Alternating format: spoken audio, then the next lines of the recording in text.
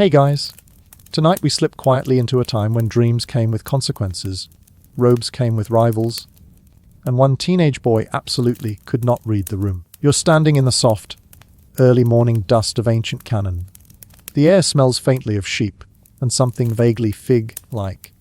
You squint into the pale light, and there he is, Joseph, swaggering toward you in what is probably the most impractical coat ever designed for a working farm. It's long. It's loud. It's multicolored, though many colors could also just mean many patterns, or even finely woven. Historians still argue whether the Hebrew word kethaneth pasim refers to a rainbow cloak, a long-sleeved tunic, or something like that one expensive poncho your artsy cousin wore to your wedding. Whatever it is, it screams one thing louder than anything else: favorite child, and not quietly. So before you get comfortable, take a moment to like the video and subscribe. But only if you genuinely enjoy what I do here. I'd love to know where you're listening from, and what time it is where you are. Now, dim the lights. Maybe turn on a fan for that soft background hum. And let's ease into tonight's journey together. Joseph doesn't just wear this thing, he floats in it. You trail behind him, listening to the hem of his robe whisk over rocks. His father, Jacob, gifted it to him as a sign of love, or, as his older brothers interpret it, a glowing neon sign that says, "Oh, why you?" You join Joseph as he makes his way through the camp. Everyone else is grumbling through morning chores, milking goats, cleaning tools, checking sheep hooves. And here comes Joseph, untouched by sweat, holding a cup of watered wine like he's royalty. Someone hurls a fig at him. He dodges. To be fair, it's not just the coat. Joseph has dreams. Big ones. Unfiltered ones. In the kind of family where a dream can start a war. Joseph decides to casually mention over lentils one night that he saw 11 stars, and the sun and moon, bowing down to him. His brothers stare, halfway between laughter and homicide. In most sibling groups, that kind of dream would get you teased. In this one, it gets you plotted against, especially since Joseph's dream wasn't even subtle. One brother mutters something about binding sheaves of wheat, and binding Joseph to a tree instead. You get the sense that this won't end with a group hug. Still, you stick with him. It's hard not to. Joseph is magnetic. Not in a leadership way. Not yet. But in that odd way some people are when they seem completely unaware of how the world works. He's the guy who wears white to a wine, stomping festival, and is genuinely surprised when he leaves purple. He tells his brothers his dreams not because he wants to brag, but because he genuinely doesn't see the problem. That morning, Jacob sends Joseph out to find his older brothers, who are grazing the flocks somewhere near Shechem. Jacob wants a report. You glance at Joseph, raise an eyebrow, and whisper that this is probably not going to go well. He grins anyway, adjusts his blinding coat, and sets off. As you walk with him across the plains, the coat gets dustier and somehow even more conspicuous. You pass shepherds who do double takes. You pass a donkey who snorts so hard it almost falls over. The coat is just a lot. When Joseph finally nears his brothers, they spot him from far off. And how could they not? He's basically a walking tapestry. One brother hisses, "Here comes that dreamer." The sarcasm hangs in the air like smoke. And now, dear listener, you realize you're on the edge of something sharp. The grass rustles. The goats bleat nervously. And the brothers' conversation takes a turn for the sinister. "Let's kill him," one suggests, casually, as if discussing dinner plans. "Or just toss him in a pit," another says. "Let him think about his dreams for a while." Reuben, the eldest, tries to sound responsible. "No blood," he insists. "Let's just scare him a little." You glance at him and think, Reuben is that kid in the group project who wants credit but disappears halfway through. Joseph arrives, cheerful as ever. "Hey guys! Father sent me!" "Also, did I mention my dream where your sheaves bowed to mine?" It takes less than a minute for the coat to come off. They don't rip it. Not yet. But they do grab it, the fabric crinkling like dry leaves. Joseph is stunned. He laughs nervously at first, still thinking it's a prank. It isn't. He's shoved, pulled, and dragged toward a nearby cistern, a dried-up pit that smells faintly of regret and moss. Down he goes. The world muffles. Dust trickles down after him. From the bottom of the pit, Joseph looks up. his voice echoing as he calls for help.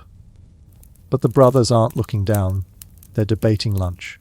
And you sit beside the pit's edge, knees drawn up, the coat lying across your lap like a strange flag. A flag of youth, arrogance, favoritism, and fate. A flag about to disappear into the story's next chapter. You're still perched at the edge of the pit, listening to the echo of Joseph's protests. It's starting to get awkward. Like when someone trips in public and insists they're fine but clearly aren't. The brothers sit a short distance away, tearing into goat cheese and olives as if they didn't just shove their youngest sibling into a hole. They're not evil, not exactly. More like simmering. Tired. You feel it in the way they chew. Like every bite is really about years of resentment and second best tunics. Because when you grow up as one of 12, and Dad very obviously has a favorite, and that favorite keeps blabbering about dreams where you worship him. Well, eventually someone gets pushed. Semyon's still muttering. He thinks he's special. That coat. Those dreams. He doesn't even do anything. We're out here every day with the sheep, while he stays home moisturizing. The others chuckle darkly. You think about that coat, wadded up on the ground now. Without it, Joseph is just another dusty teenager yelling about unfairness. With it, he's a symbol. Symbols are dangerous. As the brothers finish lunch, a distant jangling breaks the silence.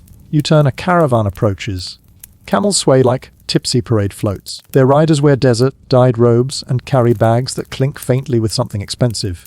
Ishmaelites, traders from Gilead, hauling spices, balm, and a shipment of myrrh that smells aggressively holy. Judah strokes his beard. You know that look. That's the let's monetize the sibling face. What if? He says slowly. We don't kill him. What if we sell him? The others look up. Even Reuben, off sulking somewhere about leadership or something, perks up.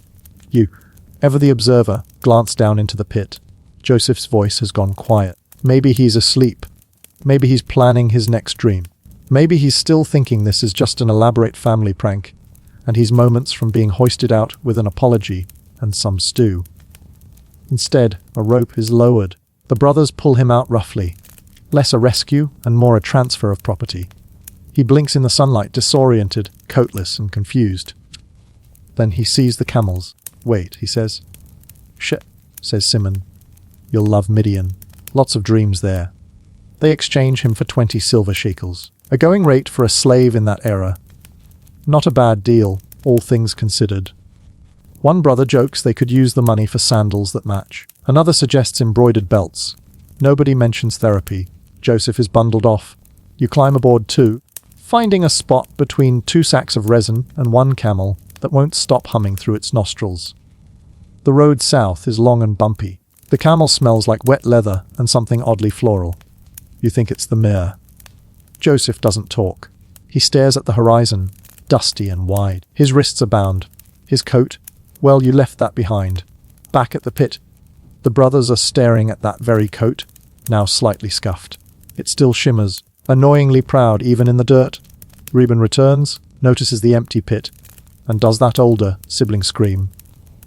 Whisper, that means we are all getting grounded forever. We'll say he was attacked. Judah says, grabbing the coat. By what? A sheep with taste. They settle on a goat. A willing participant in many biblical plans gone wrong. You watch as they wrestle one down, slit its throat, and smear the blood across the coat like abstract art. It's grisly, but not graphic. More like weird performance theatre. You half expect someone to shout, "Ta, da." They dry the coat under the sun and head home. You follow, invisible as ever, through rocky hills and olive groves. When they reach Jacob, they say nothing. They just present the coat. He sees it and crumples. Doesn't even ask questions. Just holds it to his face as if it still smells like Joseph. "This is my son's robe," he whispers. A wild animal must have devoured him. He tears his clothes, sits in ashes, refuses food. The grief comes in waves and you ride each one with him. Meanwhile, the brothers stand awkwardly in the background, like groomsmen at a funeral they planned. Historians still argue whether Jacob genuinely believed the story or just couldn't bear the alternative. Either way, the house grows quiet. Morning becomes the new normal. The coat is folded and stored. No one mentions dreams for a while. Far away, Joseph rides toward Egypt, coatless, brotherless, but oddly intact. And you ride with him, wondering if he misses the coat or if maybe he finally understands why it made people so angry. The desert winds pick up. You lean into the camel's side. The spices shift beside you. And the coat, now bloody, now silent, sleeps in a chest, still very much part of the story. The road into Egypt unfolds like a dried scroll, faded at the edges, brittle with heat. You ride beside Joseph, though you doubt he notices you anymore. His gaze has fixed itself somewhere ahead, on a place not yet visible. He doesn't cry, not out loud anyway. Maybe he's conserving water. Maybe he's done with that part. The Ishmaelite traders are decent enough for people who just sold a teenager. They throw him scraps of bread, tell him to keep his head down, and call him Dream Boy. When they think he's not listening, he is. The closer you get to Egypt, the more the smells change, sweeter, more pungent. The air turns wetter, like it's been soaking in canal water and old grain. Flies begin to join the party, buzzing like over-enthusiastic musicians. You swat one away and think, this is not a place for a boy with soft hands and delusions of grandeur. And then, there it is. Memphis, the city, not the Elvis one.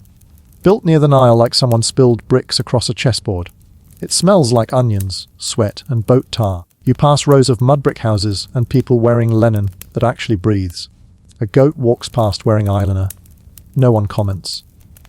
Joseph is taken to the slave market, and you wish you could look away, but here you are. A small crowd mills about.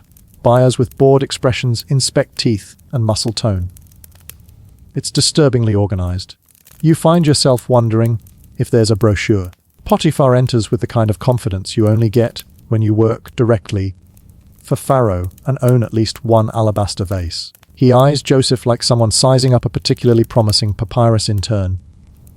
After a few grunts and a jingle of silver, the deal is made. Joseph is now property of the captain of the guard. The coat, long gone. But something in Joseph's posture says he still wears it. Somewhere deep, stitched into his spine. At Potiphar's house, everything is in order. Neatly swept courtyards. Fig trees that actually bloom. Servants who glide, not stomp. Joseph is put to work, and you trail behind him as he tries to make sense of his new role. It starts with small things, sweeping, fetching, washing. Not glorious, but he does it without complaint. You see the glimmers of charm return. He smiles, nods, and slowly, carefully, becomes trusted. Historians agree that Joseph was clever and likely multilingual. Possibly picked up Egyptian faster than expected. Possibly just knew how to read a room better now. Especially since last time, reading the room got him nearly murdered. Within a few months, Joseph is running the estate. Potiphar is delighted. You suspect this is less about Joseph's administrative prowess and more about how much Potiphar hates paperwork. Either way, Joseph now manages inventory, schedules servants, and probably makes really solid lentil stew. But just when things seem to be smoothing out, cue dramatic tension. Enter Potiphar's wife. You first spot her leaning against a column, gold bangles catching the sun, eyes scanning Joseph like he's a seasonal dessert she didn't order, but suddenly must have. She doesn't even pretend it's subtle. You try not to make eye contact. The linen she's wearing could file taxes on its own, it's that crisp. Joseph avoids her. Tries to. He rearranges date jars just to look busy. But eventually, she corners him, and not just once, repeatedly. The woman has the persistence of a sales agent offering an extended warranty. One day she grabs his robe, this one linen, simple, servant grade, and says, "Lee with me." He pulls away, stammers something about loyalty, morality, maybe his boss's trust. Then he runs, like full sprint. But the robe stays in her hands. Cue the world tilting again. She screams. The other servants rush in. She points at the robe, says Joseph tried something. The robe becomes Exhibit A. And just like that, another garment becomes his downfall. Joseph is thrown into prison without trial, because robes lie and power listens. You sit beside him in the dark of that prison, damp walls sweating with mildew. Joseph breathes slowly. Doesn't speak. He's learning. When you dream too loudly, people take your clothes. Still, in that cell, Joseph begins again. The jailer takes a liking to him. Probably because Joseph's the only one who organizes the bread rations alphabetically. Soon, he's trusted again. running things again. Even here, he floats to the top. You hear whispers through the prison walls, dream interpreter. That's what they're calling him now. Word spreads. And eventually word reaches Pharaoh. Because Pharaoh is having dreams. Odd ones. Symbolic ones. Cows, grain, rivers. And none of his experts can decode them without resorting to, well, dreams are subjective, Your Majesty. Joseph is summoned, cleaned up. Given a fresh robe. You raise an eyebrow at this, but he shrugs. Clothing is just context now. He listens to Pharaoh's dreams and nods. Interprets them with confidence and a touch of drama. 7 years of plenty. 7 years of famine. He even offers a solution, because Joseph doesn't just see things anymore. He plans for them. Pharaoh blinks, then grins, then hands over his signet ring. Just like that, Joseph becomes Egypt's second in command. New robe, new title, new sandals probably imported from somewhere fancy. The boy who got sold in a coat now manages the grain for an entire nation. And you, somehow, are still at his side, still wondering whether it all began with a dream, or just a really bad outfit choice. The great palace of Pharaoh is nothing like Potiphar's modest home. You glide through vast corridors, echoing with the sounds of servants, merchants, and the hum of idle conversation in a dozen languages. The scent of fresh papyrus and the faint tang of incense fills the air. It's orderly, yes, but somehow there's a deep, unspoken chaos woven into the very stonework, as if the palace were a giant spider web of power, weaving in every direction. Joseph stands at the heart of it, taller than you might have imagined, more confident now, less a boy of dreams and more a man of action. His robes are different, royal even, but still somehow a bit too ornate for his tastes. You get the sense that Joseph even now would prefer something simpler, a good old-fashioned coat, maybe, the kind he could hide a little bit of himself in. His office, though, is anything but subtle. It's as grand as you'd expect for someone second only to Pharaoh. Tapestries drape the walls, depicting mythic scenes of Egypt's ancient gods. Ra riding across the sky, the Nile swarming with fish, and, for reasons that don't quite make sense, one tapestry of a large, suspiciously grinning cat. You don't ask questions. Joseph, however, looks remarkably unbothered by his surroundings. His eyes, though still filled with the strange, quiet confidence he's had since he was thrown into that pit, now hold something more purpose. Historians agree that Joseph's ability to rise so quickly wasn't just about his dream interpretations. It was also about his knack for organizing and anticipating the needs of Egypt. His administrative talents were clearly on display when he devised a plan to store grain during the years of abundance, anticipating the coming famine. He understood the dynamics of supply and demand better than anyone. As Egypt's top official, Joseph used his position not just to survive, but to thrive. But why Egypt? Why not just settle for a cushy life in the background of some wealthy family estate? Why this grand ascent from slave to ruler? Historians still debate whether Joseph ever saw the full picture. Whether he understood that his rise wasn't just because of his talents. It was a higher plan at play. You can't help but feel that God's hand is at work here, gently pushing him forward at each step, guiding him like some master puppeteer. You almost wonder if Joseph can feel it too. In the first year of abundance, Joseph's plan unfolds perfectly. Every time the markets hit a new record for grain production, he's there, taking stock, organizing logistics, making sure everything is stored properly in the grain silos. People come from all over Egypt to buy food, and his name begins to spread like wildfire. There's no denying it anymore. Joseph is a force to be reckoned with. But then the famine hits. It comes slowly at first, a dry season, then another. The Nile, which feeds everything in Egypt, starts to dip. The grain markets falter. People begin to grow restless, hungry. The sounds of grinding stone, so familiar to you, are drowned out by murmurs of desperation. The poor grow poorer.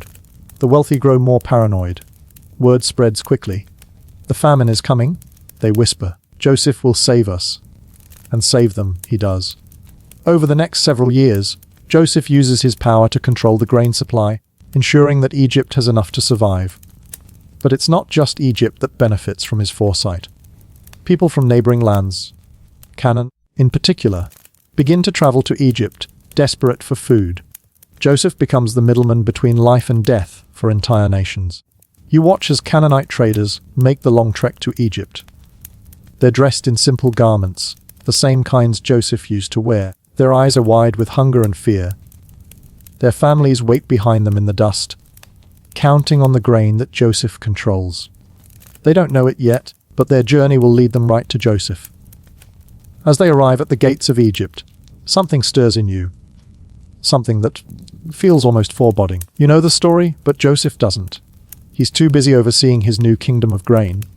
He's a leader now, powerful, calm, controlled. You wonder, briefly, if he's forgotten those first, terrified days in the pit. Meanwhile, in Canaan, Jacob is still mourning. He's long since accepted that Joseph is dead. Or at least he thinks he's dead. All these years his heart has been broken by the loss. He has other sons, of course, but none of them are Joseph. None of them wear that coat. None of them speak about dreams the way Joseph did. None of them hold the same promise of greatness. But Jacob's luck is about to change, albeit in the strangest way. You follow the family on their journey to Egypt. They're desperate for food, no matter how humiliating the trip might be. The sight of the gates, the grand towers of Egypt, looming overhead. Jacob's sons might have passed through many gates in their time, but this one feels different. It feels like a doorway to destiny. Joseph, still unrecognizable to them, stands at the gates of the palace as his brothers enter. He sees them before they see him. And in that moment, everything shifts. A knot forms in your stomach because you can feel the tension building in the air, as thick as the dust that surrounds you both. Joseph's brothers, unaware of who they're dealing with, bow before him.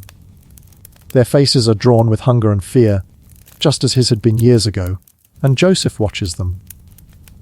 Watches them so carefully, like someone who has learned the fine art of revenge, even if he doesn't quite want to admit it. Historians still argue over whether Joseph's actions were a masterstroke of divine retribution, or a deeply human moment of bitterness. The choice he makes, to test his brothers, to see if they've changed, to hold back his identity for just a while longer, is a decision that will shape the next chapter of their lives. But for now, Joseph simply watches, his brothers unaware of the storm brewing on the other side of that grain. It's hard to watch Joseph in this moment. He stands tall, but there's something in his eyes. Something old, something sharp. He's wearing the face of a ruler now, one that's learned how to mask his emotions, how to twist them into something that serves him. His brothers, oblivious to who stands before them, plead for grain. They don't even recognize the face of the boy they betrayed. But Joseph, he remembers. Oh, he remembers every detail, the sneers, the cold laughter, the feel of the pit beneath his feet as they threw him in, the long days on that trader's wagon, the fear of being alone in a foreign land. The coat. Oh, the coat. He remembers that too, the symbol of his father's favoritism, the symbol of his own doomed arrogance. Now, standing before his brothers, Joseph is in full control of the situation. He speaks harshly to them at first, accusing them of being spies, foreigners looking to cause trouble. It's almost too much. You can feel his anger building, the righteous indignation swelling like a tide, but he holds it in check, uses it like a weapon. This is no longer the naive Joseph who cried in the pit. This is a man who has learned that power comes from withholding, not just grain, but truth. The brothers beg him for mercy, and you almost wish they could recognize the man standing before them, the one they cast aside like a scrap of cloth. You can see in their eyes, though, that they're terrified. Not just of Joseph's power, but of what they might have to admit. They have no idea how to read him anymore. And that is exactly what Joseph wants. He wants them off balance. He wants to see if the people who sold him, who tore his world apart, have changed. And so, he does something unexpected. He sends them away, back to Canaan, to fetch their youngest brother, Benjamin. He's still holding on to the hope that they've changed, hoping that they'll show him that the men who once threw him into the pit aren't the same men they were when they left him.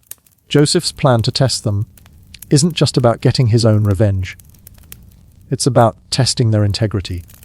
He's setting the stage for something much bigger, something that could finally bridge the years of pain and lost family. His emotional distance is thick, but you get the sense that, deep down, He is still clinging to a hope that he doesn't entirely believe in. Historians still wonder if Joseph's testing of his brothers was an act of forgiveness, or if it was simply an extension of his own trauma. Could he have been playing them, extracting some form of catharsis? Or was he, perhaps, waiting for some unspoken moment of reconciliation?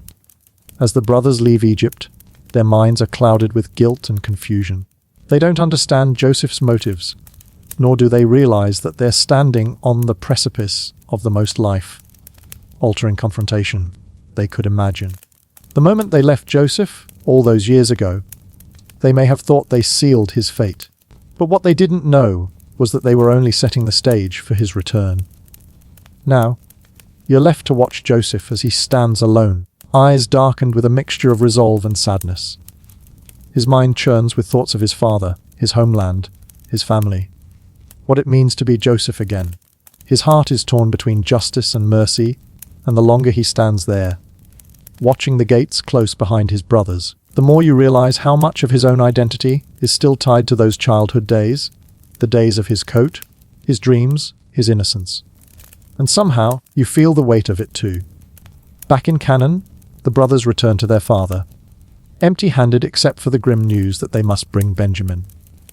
Jacob, whose heart had already been shattered by the loss of Joseph, now hesitates. He refuses, at first, to send Benjamin, the only remaining son of his beloved Rachel. But famine doesn't wait for grief, and eventually, the brothers make their way back to Egypt, their journey feeling heavier with each step. Joseph, meanwhile, has not forgotten his plan. He's not just an administrator now. He's a manipulator, a man who has learned to wield his power like a finely tuned instrument. You wonder if he enjoys this part, the chess game of it all, or if it has become more of a compulsion, a need to make sense of a world that has done him wrong. Historians argue about Joseph's heart in these moments. Some see a man simply exercising his newfound power. Others believe that Joseph's actions were carefully orchestrated to force his brothers into a position where they would confront their past actions. The truth may lie somewhere in between, but one thing is clear: Joseph has gained control, and he's determined to use it to shape the future. And so, the stage is set for their return. For a moment, you wonder what will happen when Joseph finally reveals himself. Will the brothers fall to their knees in sorrow, or will they be too proud to acknowledge their guilt? The questions swirl in the air like dust, and you realize that, despite the years that have passed, the story isn't over yet. Joseph may have gotten the upper hand, but the path forward will not be an easy one for anyone involved. The second meeting is inevitable. The fates, having already tied Joseph and his brothers together with invisible strings, draw them back to Egypt for the last time. The brothers, their heads heavy with the burden of guilt, return to the gates of Egypt once more. This time, they bring Benjamin, but the tension is palpable. It's not just hunger that has brought them back to the land of grain. It's fear. Fear of the man who once was their brother, the one they had cast aside, now a ruler. And yet, Joseph keeps his mask firmly in place. He doesn't flinch when he sees Benjamin, doesn't give the faintest sign that this is the brother he once cherished. Instead, he watches them, silently judging, calculating their every move. Every word they speak is another test. Every gesture is under scrutiny. Joseph's plan has been unfolding for so long now, and you can sense that the moment of revelation is close. Historians still debate the exact nature of Joseph's actions here. Was he simply playing a power game, seeking revenge for his years of suffering? Or was he attempting something much more complex, perhaps a test of their true repentance? The layers of psychology in this scene are deep, and Joseph's silence only adds to the mystery. You can almost hear his thoughts swirling beneath the surface, like a whirlpool too dangerous to touch. The brothers, unaware of Joseph's true identity, begin to unload their story. How they've been driven to this moment by famine. How they have no choice but to rely on the man they once betrayed. They speak of their father Jacob and his grief, his unwillingness to part with Benjamin. Joseph listens, his face impassive. They're speaking from the heart, and for a fleeting moment, you wonder if Joseph's resolve will falter. Will he finally reveal himself to them, Will he finally allow the years of pain and rage to surface in a rush of confrontation? But no, not yet. Instead, Joseph orders a feast to be prepared for them. The brothers are confused, overwhelmed by this unexpected generosity. They've come here to buy grain, and now they're being welcomed as guests. There's no explanation, only Joseph's enigmatic gaze. What does he want from them? What does this all mean? As they sit at the table, the tension in the room is nearly unbearable. You can almost feel the heat of their discomfort. The food is plentiful, the wine flowing freely, yet the brothers cannot relax. They're haunted by the knowledge that they're in the presence of a powerful man who holds their fate in his hands. And Joseph, he observes them silently, his mind racing. Historians still debate whether Joseph's feast was an act of kindness or manipulation. Was he genuinely offering them hospitality, or was this simply another layer of his plan? The food is not just food, it's part of a deeper strategy, a test to see how his brothers react under pressure. Joseph is not simply concerned with the grain. They have already shown that they are desperate. No, Joseph wants to see how they handle this strange, unexpected kindness. What happens next is a moment of real tension, a subtle shift in the air. The brothers are seated in order of age, something they couldn't possibly have known. They can't help but notice, too, that Benjamin is treated with far more favor than they had ever been. Their discomfort grows, but it's not just the lavishness of the meal that bothers them. It's something deeper, something they don't yet understand. Joseph is playing a dangerous game, but it's one that's rooted in ancient truths. Power and vulnerability are often two sides of the same coin. You can't have one without the other, and Joseph, despite his immense authority, is quietly exposing his own vulnerability. He doesn't want to be this man, this ruler who manipulates with such subtlety. But the years of hardship have hardened him. The coat, the pit, the years of suffering, these things have shaped him into someone capable of playing this long, twisted game. As the feast ends, Joseph sets his final test into motion. He gives an order for each of the brothers' sacks to be filled with grain. But he also has a silver cup placed in Benjamin's sack. The cup, which you can't help but think of as a symbol of Joseph's ultimate power, is the final piece of the puzzle. The brothers have no idea what's about to unfold, but you can feel the storm building just beneath the surface. Historians are divided on why Joseph chose Benjamin for this final test. Some believe it was because Benjamin, the youngest and the only full brother of Joseph, represented the last link to his mother, Rachel.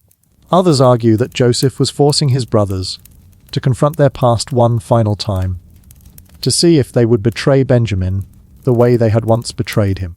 Regardless of the reason, one thing is clear: Joseph's strategy is complex, and the stakes are rising. As the brothers leave the palace, they are unaware of the cup hidden in Benjamin's sack. But soon enough, the soldiers are sent to search them, and the cup is discovered. It's a stunning moment, a crushing blow to the brothers, who thought they had finally made it out of Egypt. You can see the fear flash across their faces, the panic rising as they realize what has happened. The guilt they feel for Joseph's betrayal is nothing compared to the terror of losing Benjamin. But Joseph has set his trap. He knows that this moment will reveal everything he needs to know. Will his brothers stand by Benjamin, or will they abandon him as they did to Joseph all those years ago? Historians have long debated Joseph's true intentions here. Was it just a way to test his brothers, or was it an act of fate, a moment where divine intervention began to reveal itself? Either way, it's clear that Joseph's long journey toward reconciliation is nearing its end. And as you watch this scene unfold, you can't help but feel the weight of all the years that have passed. As the brothers stand before Joseph, their guilt now hanging like a dark cloud over them, you can sense the change. The test has worked, and the stakes have never been higher. They have already failed in Joseph's eyes. They've failed by being caught in their own web of lies, failed by repeating the same patterns of behavior they once showed him. But this time, there's no way to escape it. The truth is finally on the table. Judah, the brother who once suggested Joseph be sold into slavery, steps forward. It's a surprising moment, considering how little he'd shown remorse in the past. Judah, you feel, has carried the weight of what they did to Joseph, and now, this final act, the test of Benjamin's fate, has forced him into a corner. The years of guilt, the strain of seeing his father's sorrow, all come to a head here. Historians have long pondered Judah's role in this story. Some argue that this is his moment of redemption, an act of bravery, perhaps where he finally takes responsibility for his actions. Others believe that Judah's plea is born more out of desperation than genuine remorse. But whatever the cause, it's clear that something within Judah has shifted. He doesn't just beg for Benjamin's life, he offers himself as a substitute. This, you realize, is the ultimate test of loyalty and sacrifice. Judah is willing to give up his own life to save his brother. It's almost too much to take in. You can feel the sincerity in Judah's voice as he speaks of his father's grief, how Jacob would surely die if Benjamin were taken from him. The words pour out of him, heavy with a kind of vulnerability he's never shown before. This is the turning point in the entire story, the moment that makes everything else feel small. For Joseph, who has been playing his own long game of manipulation and control, there's no way to keep up the charade any longer. Historians can't agree on whether Joseph's decision to reveal himself here is motivated by a deep, lingering sense of justice, or by the emotional weight of Judah's words. Some see it as Joseph realizing that his brothers have truly changed, that their actions now reflect a genuine transformation. Others argue that Joseph's relief in finally unveiling himself is driven by an overwhelming desire to confront his past and end this long cycle of emotional torment. Either way, it's a monumental moment. And then Joseph does the unthinkable. He weeps, not just a tear or two, but a full, deep sob. It's the kind of cry that comes from a place of deep release, a soul's cry after years of silence. Joseph, standing before his brothers, finally allows himself to be human. He's no longer the ruler of Egypt, no longer the master of power and manipulation. For a fleeting moment, he's simply Joseph again, the boy who was once loved by his father, the boy who was torn from his home and cast into the world alone. It's a humbling thing to witness. You can hear the brothers' shock as they stand there, unable to speak. They don't know how to respond to the raw, unfiltered emotion Joseph is showing them. How could they? They had no idea that Joseph was still alive, let alone that he had risen to such power. All those years they had spent thinking him lost forever, and now, here he is, weeping before them. Historians still argue over the nature of Joseph's forgiveness. Some see it as a calculated act, another step in his plan to bring the family back together. Others believe that Joseph's tears are an expression of a deeper spiritual transformation, one where he truly lets go of the past, the pain, the bitterness. The truth may lie somewhere in between, but what's clear is that this is a pivotal moment in the story. It's the moment when the walls finally come down, when Joseph chooses to reveal not just his identity, but his heart. The brothers, still reeling from the shock of it all, finally begin to understand. They see the man before them, not as an Egyptian ruler, but as their brother, the one they had wronged so many years ago. They stumble over their words, trying to express their regret, their fear, their confusion. But Joseph silences them with a simple declaration. I am Joseph. It's a sentence that hits like a tidal wave. The realization washes over the brothers, and you can feel their collective breath catch in their chests. Joseph, the brother they thought was lost forever, the one they had betrayed so completely, is standing before them, and he's not angry. He's not vengeful. He's not holding a grudge. Instead, he speaks of forgiveness, of a plan that has brought them all to this moment. The truth of it all starts to sink in. It's not just the reunion of a family, it's the reunion of a shattered story. A story that, despite all the pain and separation, still has the potential for healing. Joseph, now free from the weight of his past, is not interested in revenge. Instead, he's focused on the future. He invites his brothers to bring their father to Egypt, to live in the land of Goshen, where they can all be together again. Historians often wonder how this moment fits into the larger themes of biblical redemption. Is it a metaphor for divine forgiveness? A story about reconciliation and healing? Perhaps it's both. Whatever the case, this moment, Joseph's decision to forgive, is one that echoes through history, resonating with anyone who has ever been wronged, who has ever suffered in silence, waiting for the moment when healing finally comes.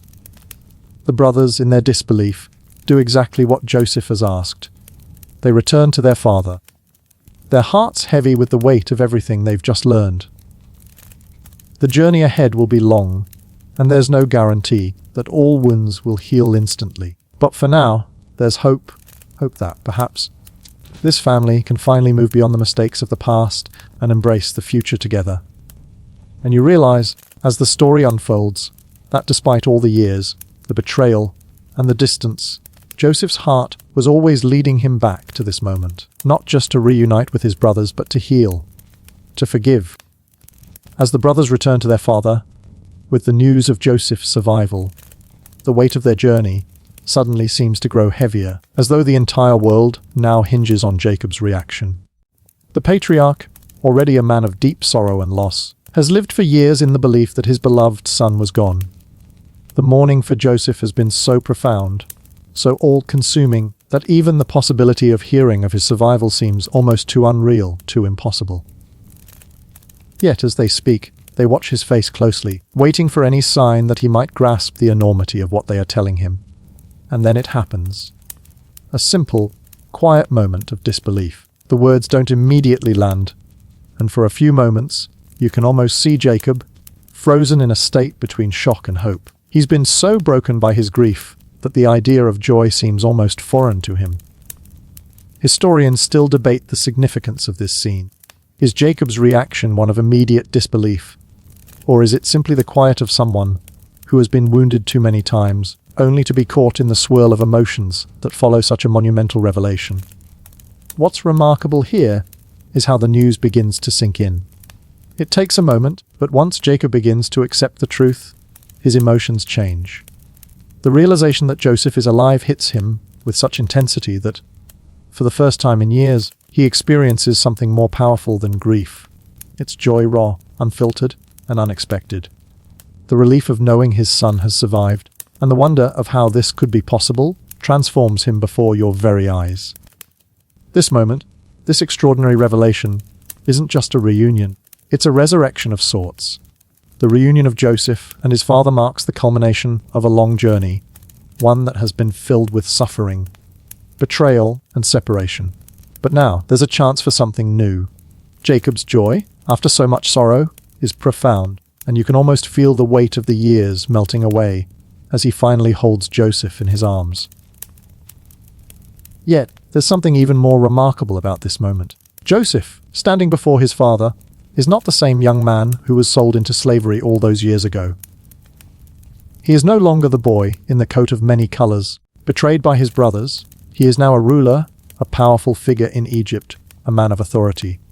And still, he returns to his father with humility and reverence, seeking not just a reunion, but a way to heal the family's brokenness.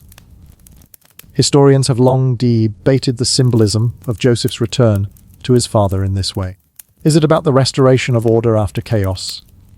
Is it a moment where Joseph, who has gained so much power, recognizes the need for family and belonging?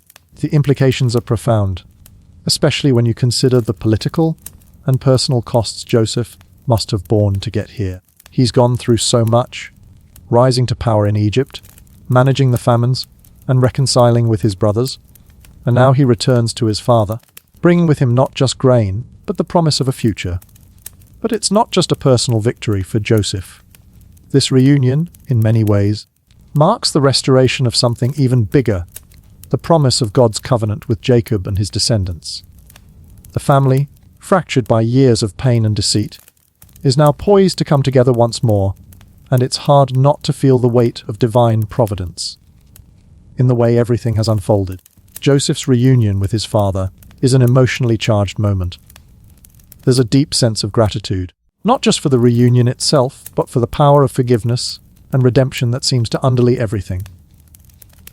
As Joseph kneels before Jacob, you can almost hear the quiet exchange of words between them, a silent conversation that speaks volumes more than any words could express. The love between them is palpable, and you realize that the years of separation have not been in vain. They've led to this moment, this culmination of all that has come before. Historians often discuss the spiritual significance of this reunion. Some argue that it represents the fulfillment of God's promise to Abraham, that despite the many twists and turns, the family of Israel will be preserved. Others see it as a moment where divine grace overcomes human fallibility. What is clear is that this reunion is not just about family.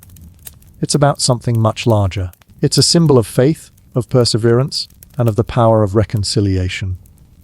With this reunion, the stage is set for the next chapter of the story. Joseph invites his father to settle in Egypt, and there's a new sense of hope for the future. The promises made to Abraham, Isaac, and Jacob seem to be coming to fruition, and you can almost feel the weight of history bearing down on this moment. For Joseph, this is the end of one journey and the beginning of another. He's no longer just a dreamer or a victim of betrayal. He is now a leader, a man who has reconciled his past, and is ready to step into a future where his family, and the covenant itself, can flourish. As Jacob and his family make their way to Egypt, there's a sense of calm that settles over them. The long road of pain and hardship is now behind them, and a new chapter awaits. It's not just about survival anymore. It's about thriving, about building something new from the ruins of the past. The family, finally reunited, now has the chance to build a future together.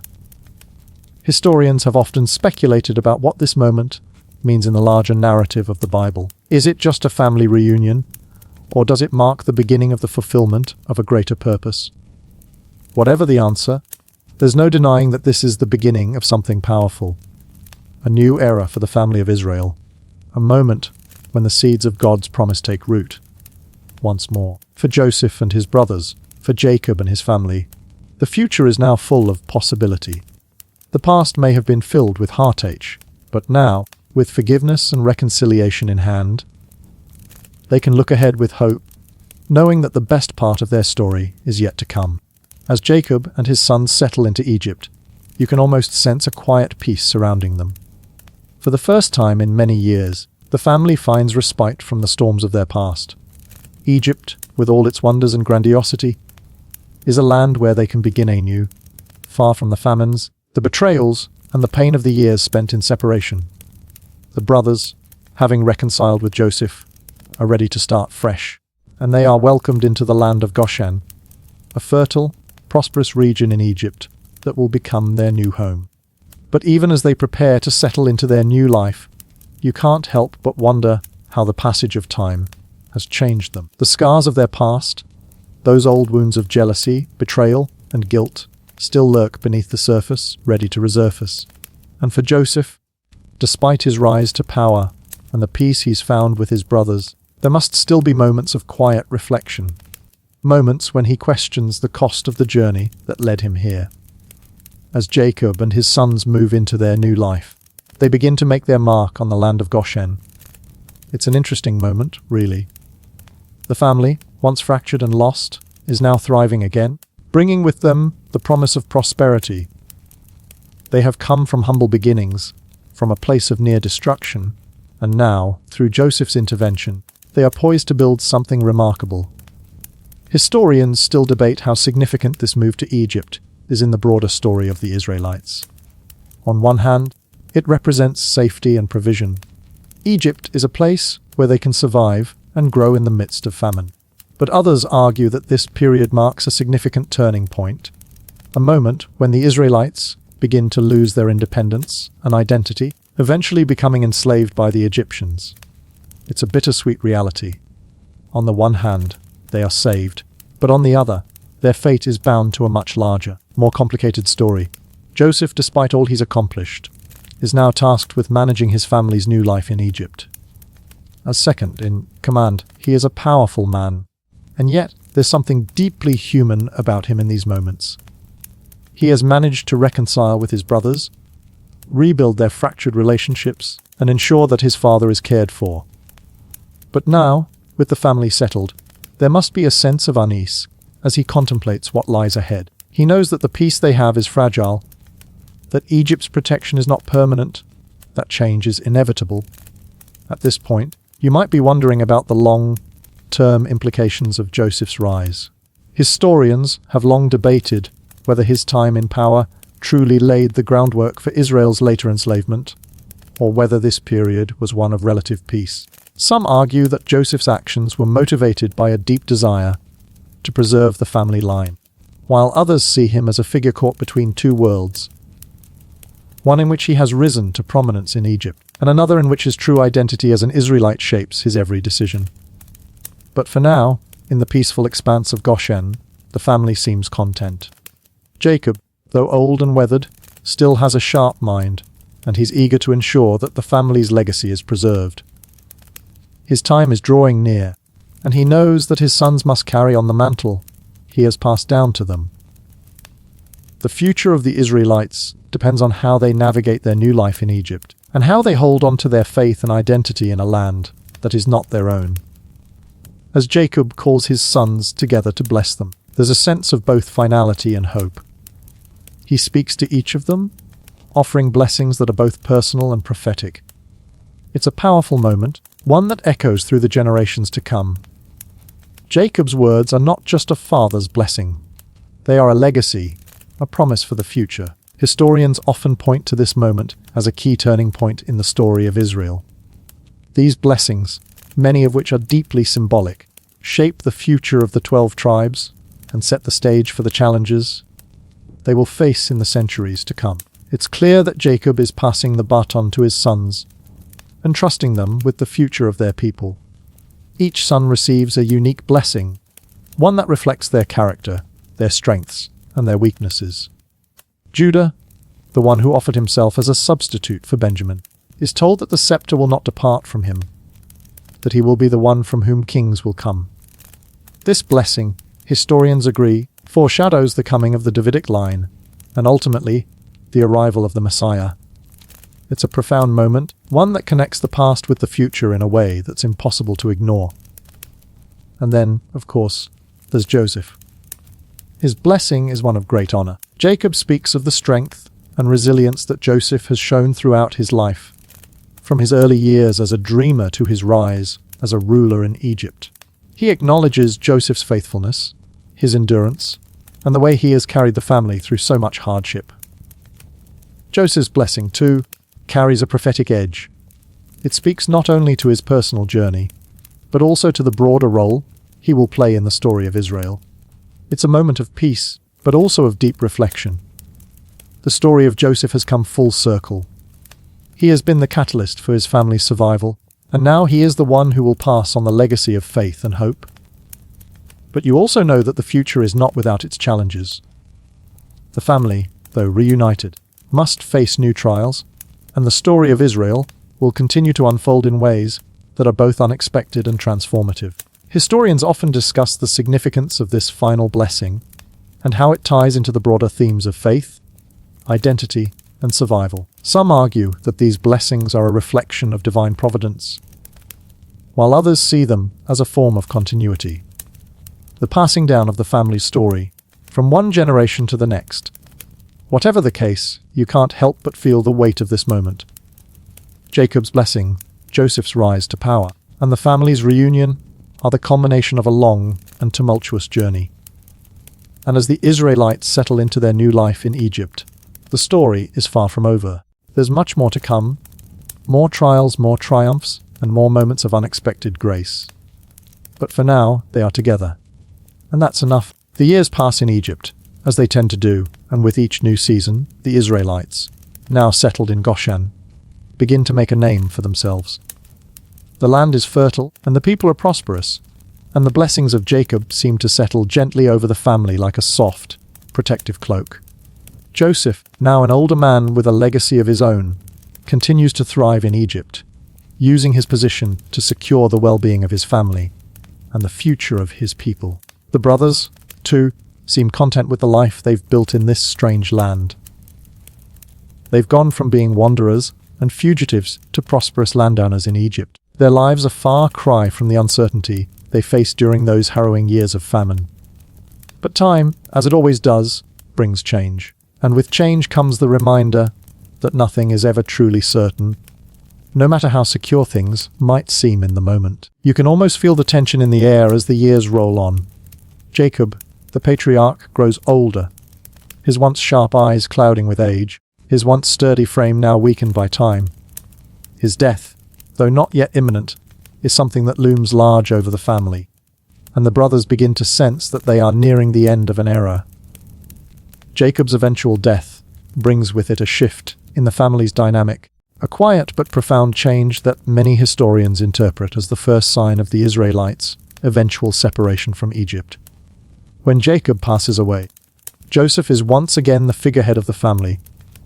He's no longer just the brother who saved them all from famine. Now, he's the leader, the man who must carry forward the legacy of his father's blessing. But it's not a role he takes lightly.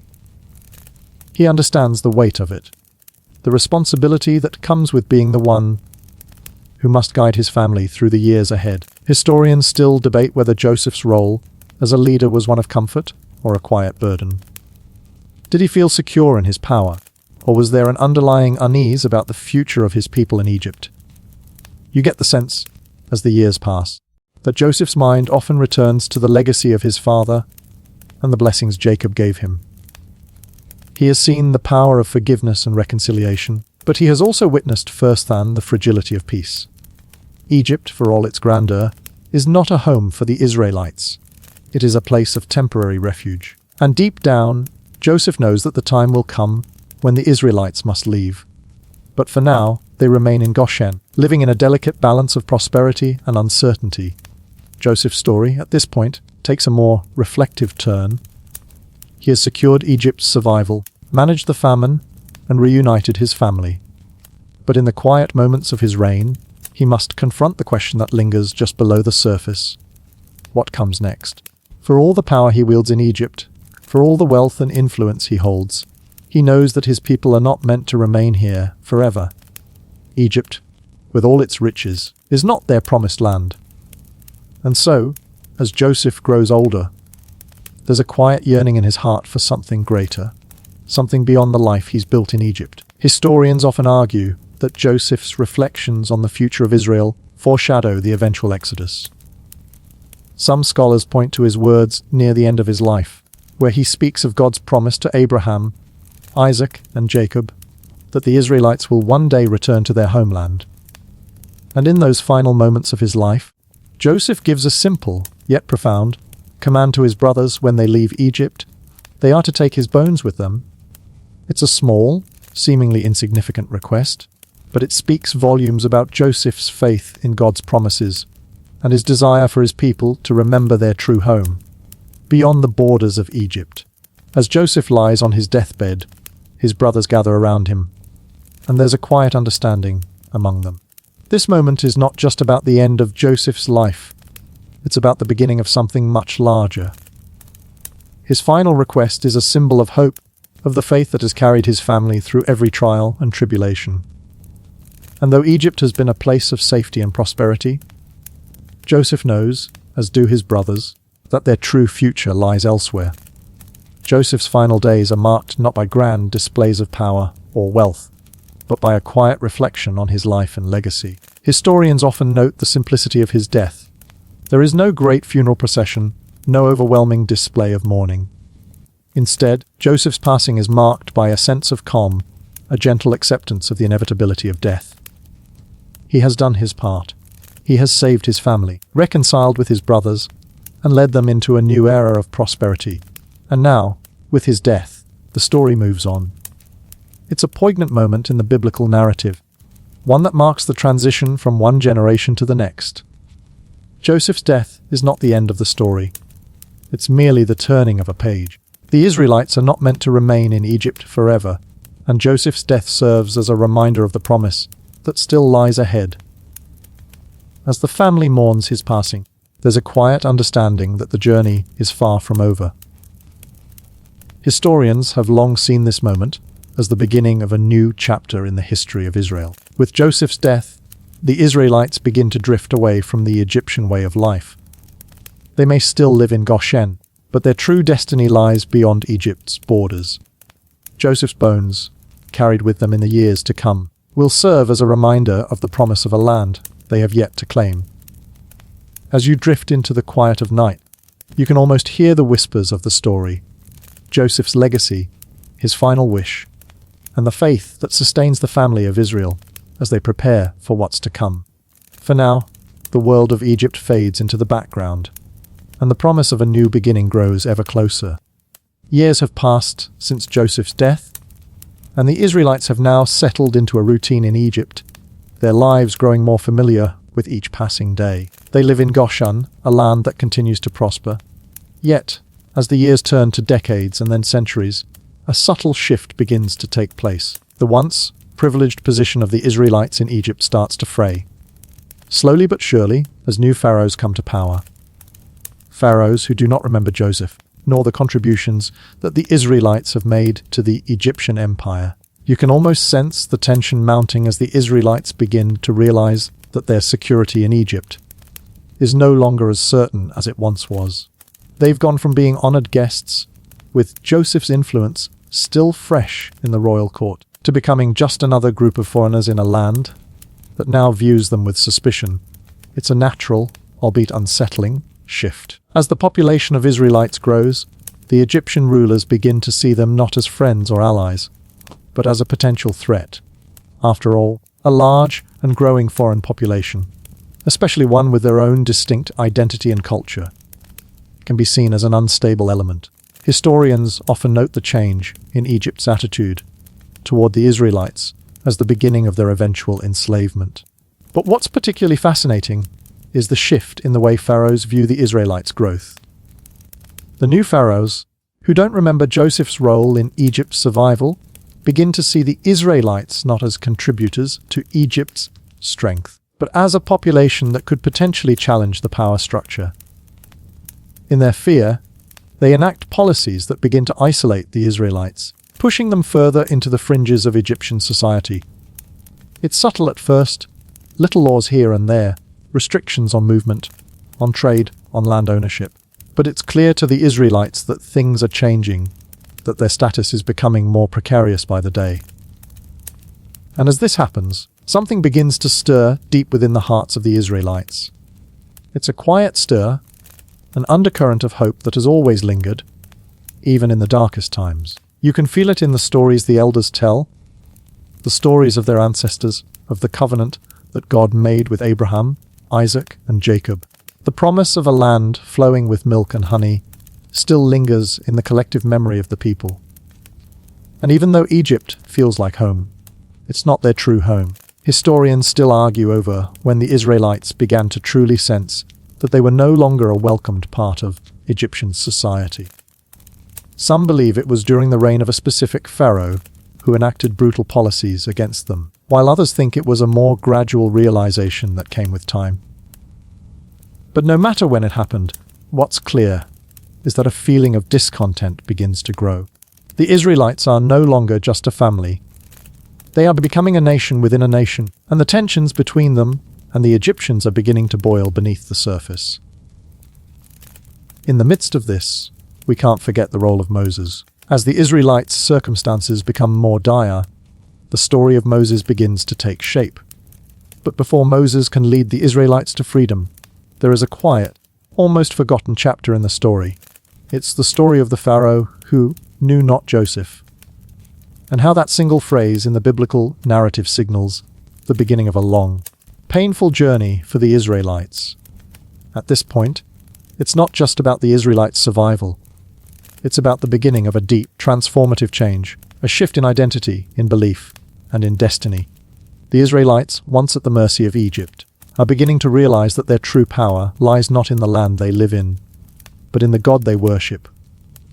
And that realization, as small as it may seem at first, is the seed that will one day grow into a mighty nation, a nation that will leave Egypt behind and claim its destiny in the land promised to them. The sense of destiny is something that historians often point to as the key driving force behind the Exodus. It's not just a physical journey out of Egypt, it's a spiritual one. The Israelites are being called to become more than just a family or a people. They are being called to become a nation, one that will have a unique relationship with God.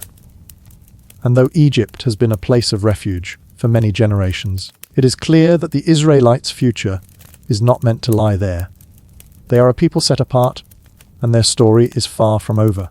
The stage is being set for the dramatic events that will unfold over the next several chapters of their history.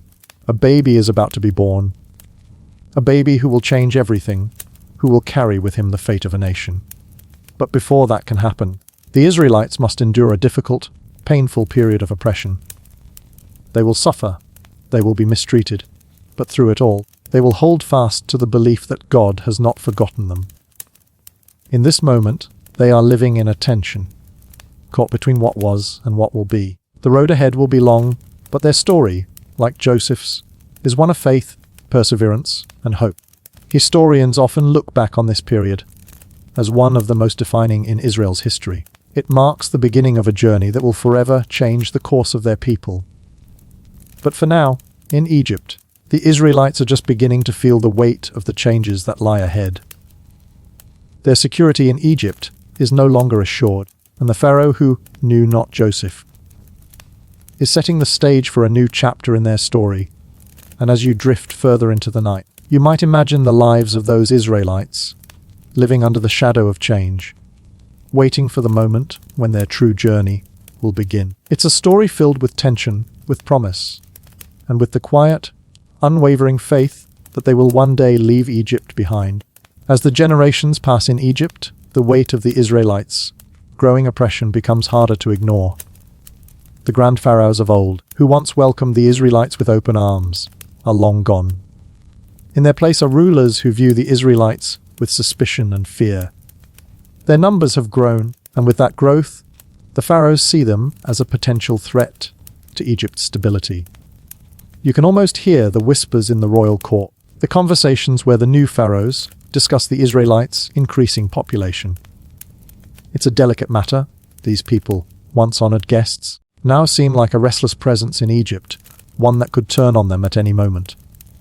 The Israelites, however, are not yet ready to rise up.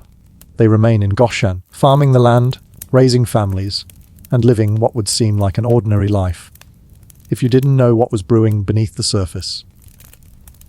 There's a quiet, gnawing sense of change in the air, like a storm gathering on the horizon. The Israelites are still strong in their faith, still holding on to the memory of the promises made to Abraham, Isaac, and Jacob. But those promises feel distant now, as the bitterness of oppression begins to creep in. Historians argue over just how long the Israelites lived under harsh conditions before their eventual liberation. Some scholars suggest it took decades for the situation to escalate, while others believe the oppressive nature of the Egyptian rulers was evident much earlier. But one thing is certain: the Israelites' peaceful existence in Egypt is starting to crumble. The pharaohs have begun to impose stricter laws. There's talk of forced labor. The Israelites are no longer seen as valuable guests. They are being treated as slaves. But it's not just the external forces that are changing. The internal shift within the Israelite community is just as profound. The once strong faith that carried the Israelites through famine and hardship begins to feel like a distant memory. In their suffering, some begin to wonder if God has truly abandoned them. After all, they've been in Egypt for centuries, and where is the promised land? Where is the future that their ancestors were promised? You can almost hear the voices of doubt rising up, like a gentle murmur among the people. What if the land of milk and honey was just a story, a dream told by old men around campfires? What if God had forgotten them? Or worse, what if they had failed him? Historians have long debated the nature of the Israelites' faith during this time, as it's clear that they were not always united in their belief. There were those who clung tightly to the promises made to their ancestors, while others began to lose hope. It's at this low point, when faith is wavering and hope is dwindling, that something extraordinary begins to happen. You can almost feel the tension shift, a sense of anticipation building in the air. It's a time when God's plan is starting to unfold, though no one knows it yet. The birth of a baby, a seemingly insignificant event in the grand scheme of things, will soon become the catalyst for the greatest change the Israelites have ever known. This baby, born under the most humble of circumstances, is the one who will eventually lead them out of Egypt. Historians often point to Moses as the central figure in the liberation of the Israelites. His birth, so simple, so quiet, almost goes unnoticed in the grand sweep of history. But that is the nature of God's plans. They often begin in ways that are small, humble, and unassuming. Moses, though born into a time of great suffering, is destined for something far greater than anyone could imagine.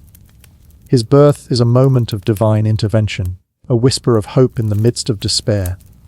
As Moses grows, the Israelites' suffering continues, but there's a flicker of light on the horizon. That flicker will soon ignite into a blaze of deliverance, but not yet.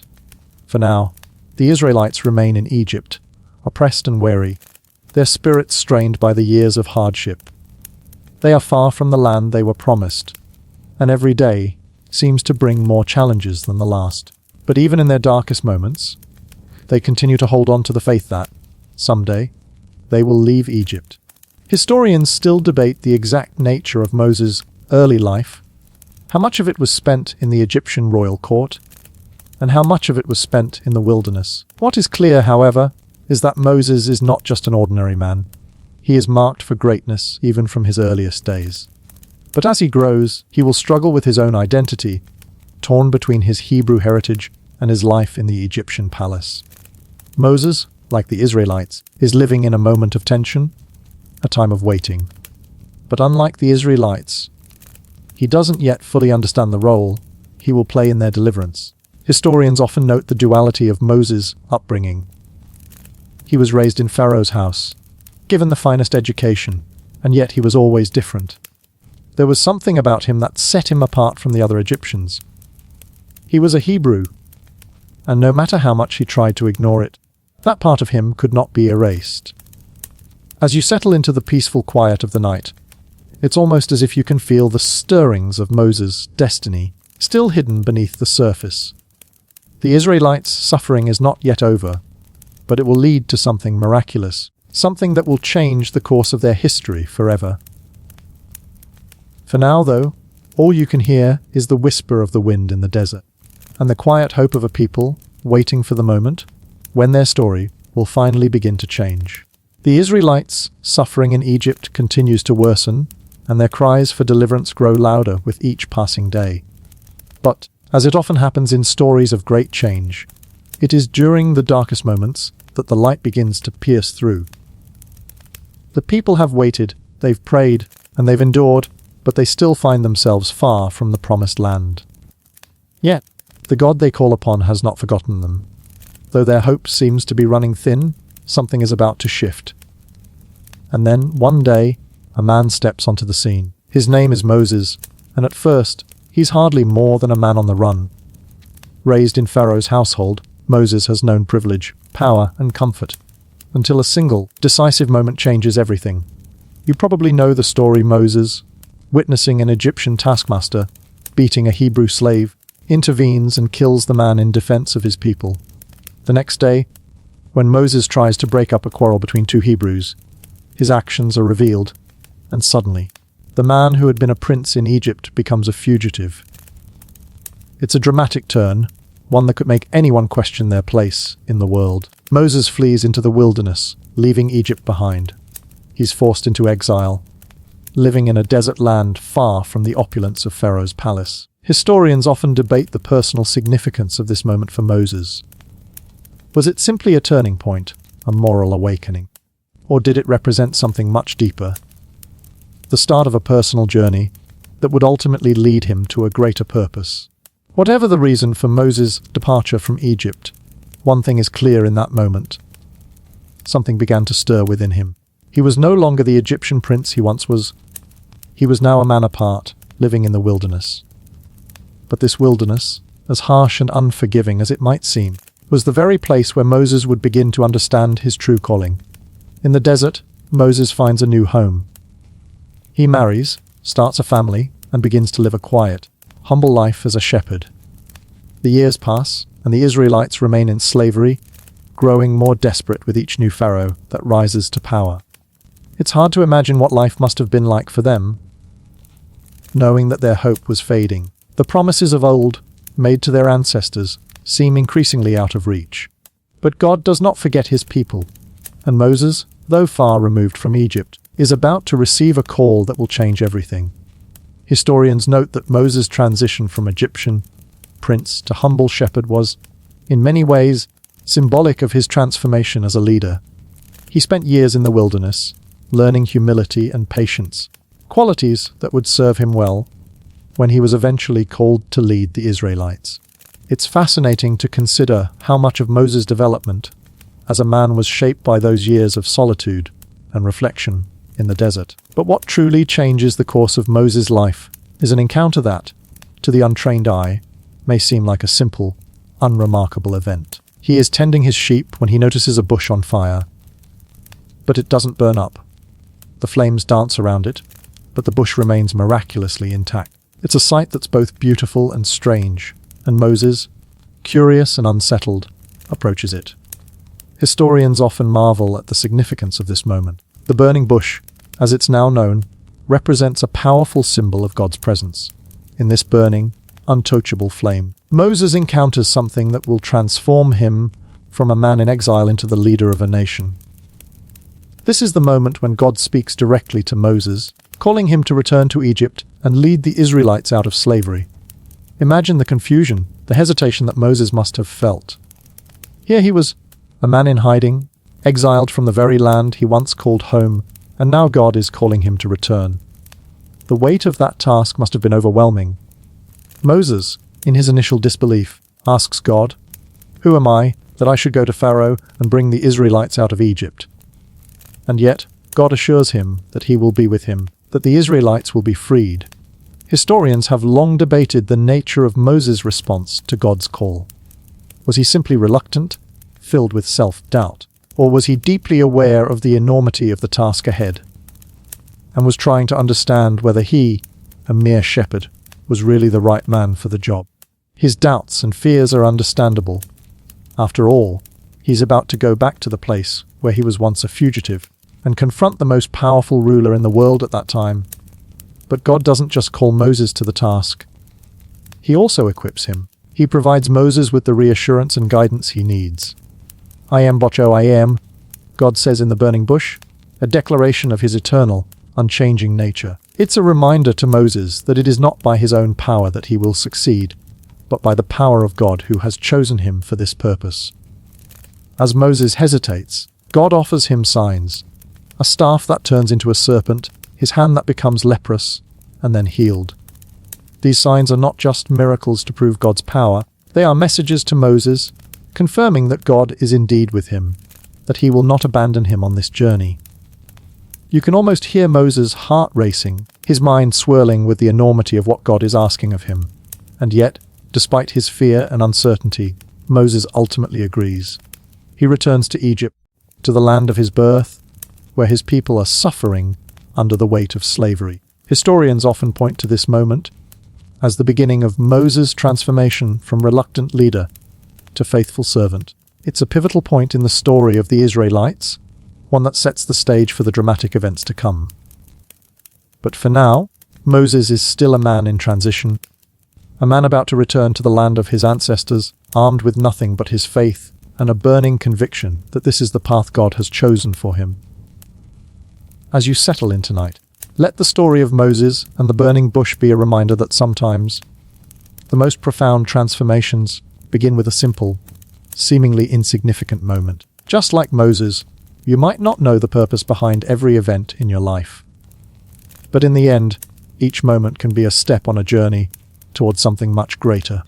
Moses' return to Egypt marks the beginning of a new chapter, not just in his life, but in the history of the Israelites.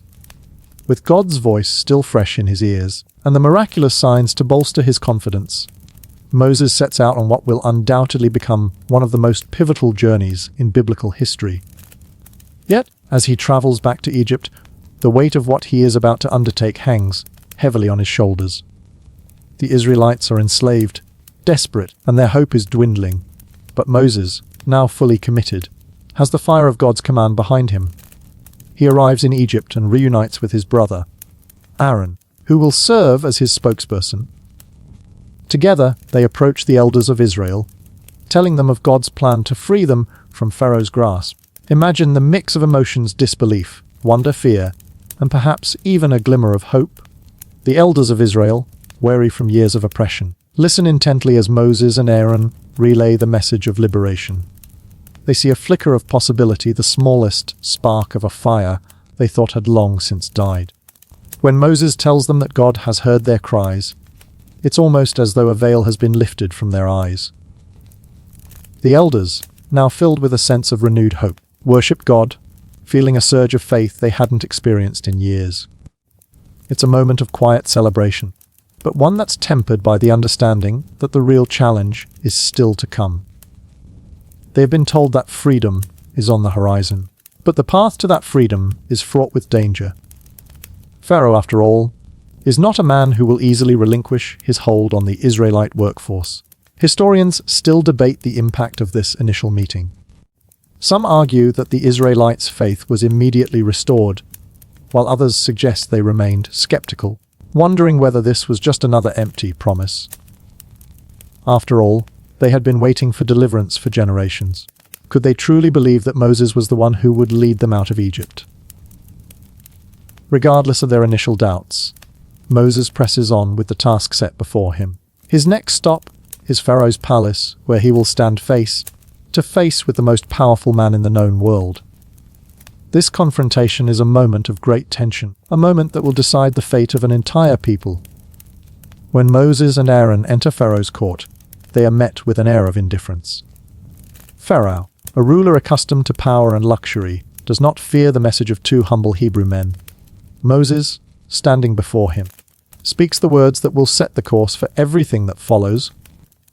Let my people go, that they may hold a feast to me in the wilderness. The Pharaoh's response is swift and cutting. Who is the Lord, that I should obey his voice and let Israel go? I do not know the Lord, and moreover, I will not let Israel go.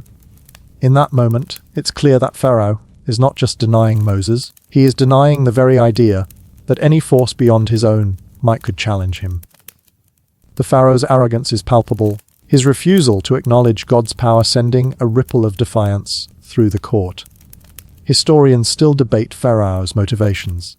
Some believe that his refusal was rooted in political strategy. Egypt's economy depended on slave labor, and he couldn't afford to lose that. Others suggest that his response was more personal. His pride and sense of invincibility simply would not allow him to submit to a foreign god, especially one that Moses claimed was more powerful than him.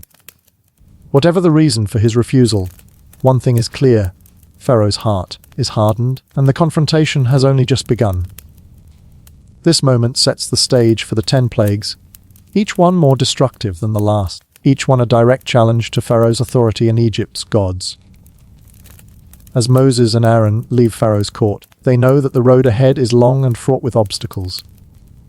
The first step has been taken, but it has only served to harden Pharaoh's resolve.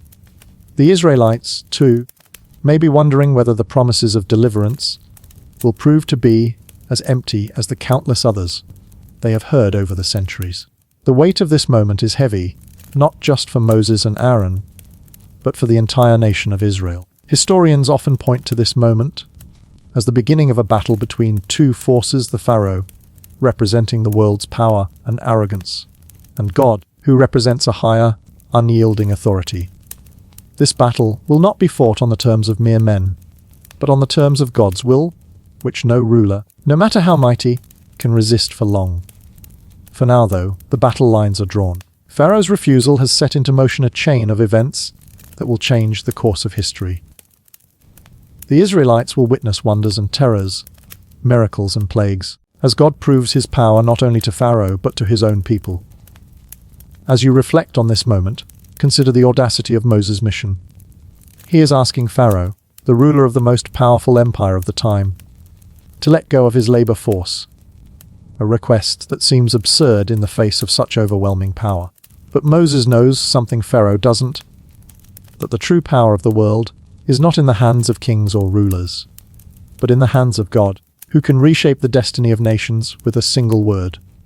In the quiet of the night, as the flickering of stars above is the only sound that fills the air, remember that this story, like many others, is a reminder that even in moments of great uncertainty, the seeds of change are often planted in the most unexpected places. The plagues begin. It starts small, almost like a warning shot across Pharaoh's bow.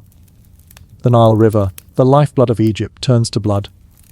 The water becomes undrinkable, the fish die, and a foul stench fills the land. It's a disturbing, even grotesque sign of divine displeasure. Yet Pharaoh, in his stubbornness, refuses to relent. Who is this god? He scoffs. What can a few fish and dirty water do to Egypt? Historians still debate the symbolism of the first plague. The Nile was Egypt's heart, its agricultural base, its economic engine, its very soul. Turning it to blood was not just a nuisance. It was an affront to Egypt's most sacred resource. It was as though God were saying, "This land is mine, not yours." Yet Pharaoh's pride blinds him to the message, and so the plagues continue, each one escalating in severity. The frogs come next, swarming the land in the millions, leaping into homes, filling kitchens and bedrooms, suffocating Egyptians as they try to go about their daily lives. Again, Pharaoh's heart remains hard. He promises to let the Israelites go if the frogs are removed. But once they're gone, he goes back on his word. The frogs may be gone, but the stubbornness remains. After the frogs, it's the gnats, followed by the flies. Piles of dead flies and gnats become the new normal. With each plague, Pharaoh's resolve crumbles just a little, but not enough to let the Israelites go. Instead, he bargains, offering compromises and half-promises, only to break them as soon as the pressure lifts. You could almost feel sorry for him, if his arrogance weren't so blinding. As the plagues grow more intense, the Egyptians endure boils, hailstorms, locusts, and darkness so deep it feels like the very sun itself has forsaken the world. Each plague is a direct challenge to the gods of Egypt, gods that were once believed to control everything from the weather to the fertility of the land. The locusts, for example, were seen as a punishment sent by the god of the harvest. The darkness, meanwhile, seemed to mock the sun god Ra, who was supposed to rule the sky with invincible might. Historians often reflect on the way these plagues align with the various Egyptian deities. The Egyptians worshipped hundreds of gods, each one responsible for a different aspect of life, and each plague served as a direct rebuke to those gods. It was as though God himself were dismantling the very fabric of Egyptian religion, piece by piece, showing Pharaoh and the world that no god, but the true God could command the forces of nature. The 10 plagues are sometimes seen as a cosmic contest between the God of Israel and the gods of Egypt. Pharaoh's refusal to acknowledge the power of God is tested again and again, until finally God delivers the last and most terrifying blow, the death of the firstborn sons of Egypt. But it's not just Pharaoh's son who will die. The death of the firstborn is a tragedy that strikes every Egyptian home, from the Pharaoh's palace to the humble dwellings of common folk. It's a devastating, unimaginable loss. Yet, for the Israelites, God provides a way out. They are instructed to take a lamb, sacrifice it, and spread its blood on their doorposts. When the angel of death passes through Egypt, it will pass over the homes marked with blood, sparing the firstborn of the Israelites. Historians have noted that this event, known as the Passover, is a pivotal moment in the history of Israel. It marks not only the physical salvation of the Israelites, but also their spiritual rebirth. The Passover becomes the central ritual of Jewish faith, a celebration of deliverance and divine protection, remembered every year as a way to commemorate the Israelites' escape from slavery. As the cries of grief and horror echo through the land of Egypt, Pharaoh's resistance finally crumbles. In the middle of the night, he calls for Moses and Aaron, and with a voice filled with both fury and desperation, he commands them to leave Egypt immediately. "Get out!" he shouts. "Take your people, your flocks, and go! And bless me too." And just like that, after years of suffering, after 10 plagues, the Israelites are free. They leave Egypt in the dead of night, carrying only the most basic of possessions. No time to pack. It's a hurried, almost frantic departure, with the cries of mourning behind them, and the promise of freedom ahead. They leave as a people reborn, bound together by their shared experience of suffering and salvation. As you drift into sleep tonight, think of that moment. The Israelites standing at the edge of Egypt, watching as the land that held them captive fades into the distance. It's a bittersweet departure. The horrors of Egypt are behind them, but the road ahead is still uncertain. They've been freed, but they're not yet home. Historians still marvel at the journey that lies ahead for the Israelites, from the parting of the Red Sea to their time in the wilderness. And while their escape from Egypt is celebrated as a triumph, it's also a reminder that freedom often comes with a heavy price, and that the journey to true freedom is rarely a straight line. As the night settles deeper, let the story of the Israelites' deliverance remind you that even in moments of despair, hope is always on the horizon. Freedom, while hard-won, is worth every struggle. And sometimes, it's the quiet moments of faith, when you least expect them, that change the course of history.